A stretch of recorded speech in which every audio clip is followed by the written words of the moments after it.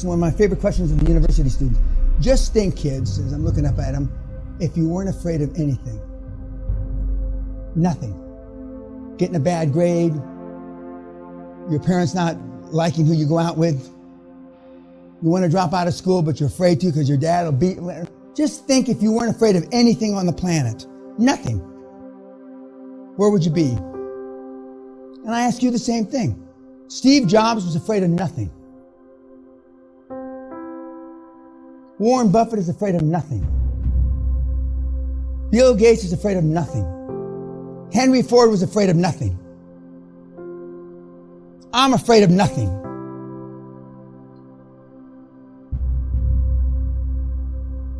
And yet those names, and I could name thousands of them like them, continue to succeed, continue to change the world. And the rest of the world, the 99.9% of the world, is afraid to take a... Most people never pick up the phone and call. Most people never ask. And that's what separates sometimes the people that do things from the people that just dream about them. You gotta act.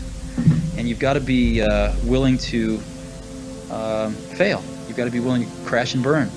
You know, with people on the phone, with starting a company, with whatever. If you're afraid of failing, you won't get very far. And the guys and the few gals, and they're high-performance gals too, they're not as well known as the guys, and there's not anywhere near as many of them. But Steve was an iconic guy, and he did change the world. Absolutely, he did change the world. And the current CEO, which you're going to talk about in a couple of days, he calls people at 4:30 in the morning. That's when he starts Sunday morning, or actually Monday morning, Sunday night.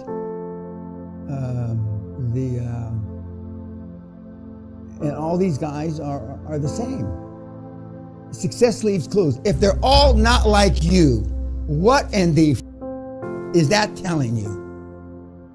If you're not even a drop of sweat dripping down the left testicle of Steve Jobs, what in the is that telling you? How is your program working out? Well, we all know it hasn't. But the key is, can you now do what you know it takes to be one of those kind of persons? That's the real question. And I can see it in your eyes. You're already questioning. Well, I don't know if I can do that. I don't know if I can tell my wife, my girlfriend, well, I can't see you over the weekend, honey. I'm going to be working. I won't be here for Christmas, honey. I know the answer. You don't even have to tell me. Most of you, I can see it in your eyes. I see fear in your eyes. I can smell death in this room. There's no risk. Now that's why you need to do it young. That's why we started Apple. We said, you know, we have absolutely nothing to lose. I was 20 years old at the time. Woz was 24 or 5.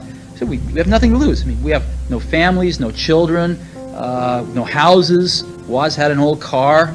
You know, I had a Volkswagen van. I mean, all we were going to lose is our cars and the shirts off our back. We had nothing to lose, and we had everything to gain.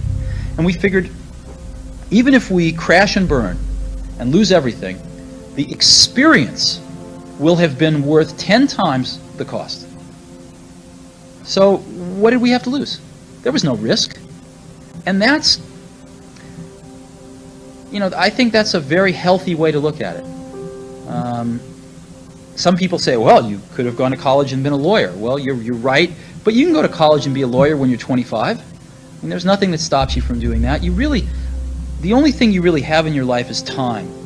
And if you invest that time in yourself to have great experiences that are going to enrich you, then you can't possibly lose.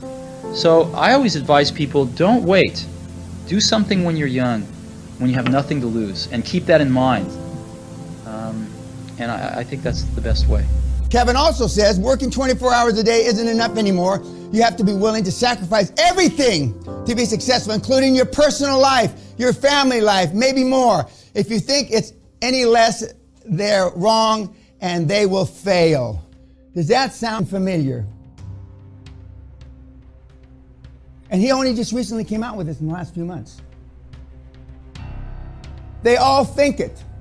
but they're trying to paint their legacy. Apparently, Mr. O'Leary doesn't give a about his legacy. You will have the banks and the motivated sellers on their back foot. Does everybody understand that? Off balance, on their back foot, if you follow the scripts. But a lot of you aren't going to follow the scripts and the templates and the processes and the procedures and the systems. Why? Because you've engaged in self-sabotaging activities all your miserable lives, and you don't really deserve. You scraped up the money somehow to get here, but you don't really believe you deserve to be successful. High performance people don't have to be managed. We were talking about CFOs yesterday. You get a qualified, good CFO, you don't have to tell them what to do or her to do. They know what to do. You get, a CEO or a chief operating officer or a chief marketing officer, or they know what to do. You don't have to manage them. And I said a couple of days ago, I've never been told, well, did you do this, Dan? Did you remember this? Because I've always overperformed. And sometimes I've stuck my tentacles in the other guy's portfolio and I got in trouble, and that's why I got fired a couple of times. Because I was not only managing what I was supposed to manage, well, I can help you and you and you too, because, and they consider that infringement on their territory. Remember, I may be wrong, but I'm never in doubt. And not every person you're going to bring onto your green team is going to work out. Be careful who you piss off. Hitler and Napoleon both failed trying to invade Russia because they were fighting another war at the same time. And that's why I tell you, focus on the few. You cannot fight two wars. If your birthday is August the 4th, that's our first meeting. 8 o'clock at night, August the 4th. Valentine's Day, first meeting. Christmas Eve, first meeting. Rosh Hashanah. Ramadan. And we'll see how many of you show up.